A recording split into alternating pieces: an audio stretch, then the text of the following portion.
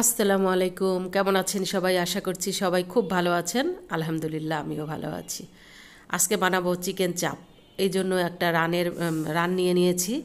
আর এটা বড় সাইজের একটা রান, এটা দিয়ে আমি চাপ বানাবো। কিভাবে বানাচ্ছি শেয়ার করছি। ভালো করে শিল দিয়ে থেতো করে নেব এই রানটাকে, একদম মশলার জন্য ভালোভাবে ঢুকে একদম ভালো করে থেতো করে নেব। নিয়ে সব মশলা আমি কি কি মশলা দিয়ে বানাচ্ছি তা শেয়ার করলাম। এই তো আমার শিল দিয়ে ভালো করে একদম থেতলে নেওয়া হয়ে গেছে। এখন এর মধ্যে আমি ভিনেগার 1 চামচ, সয়া সস 1 চামচ দিয়ে দেব।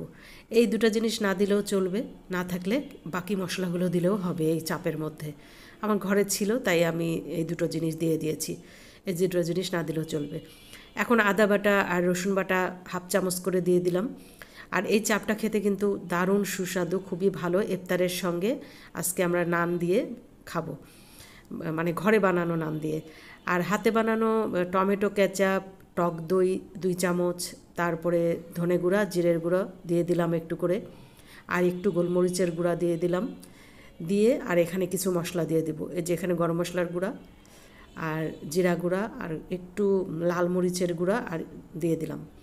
দিয়ে খুব ভালো করে আর একটু আমি দিয়ে দিয়েছি তান্দুরি চিকেনের যে মশলাটা আছে ওটা দিয়ে দিয়েছি। ওটাও না দিলে চলবে, গরম মশলা দিলেই হয়ে যাবে। আর তান্দুরি চিকেন মশলা বা প্যাকেটের মশলা থাকলে দিলে একটু ভালো হয়। দিয়ে খুব ভালো করে আমি এটাকে ম্যারিনেট করে রেখে দেবো। এটা আমি 3টা 3:30টার দিকে মেখে রেখে দিচ্ছি। মেখে রেখে দিলে ভালো হয়, ভিতরে মশলাগুলো খুব ভালোভাবে যায় আর কি। তো আমার এটা ম্যারিনেট করা শেষ হয়েছে, আমি এটা ফ্রিজে রেখে দেবো। ইফতারের আগে আগে এটাকে বানাবো। এই যে আমি ইফতারের আগে আগে বের করে নিয়েছি। আর এখানে ময়দা আর একটু বেসন, শুধু ময়দা না, আটার মধ্যে একটু লবণ শুধু দিয়ে দিয়েছি, আর কিচ্ছু না।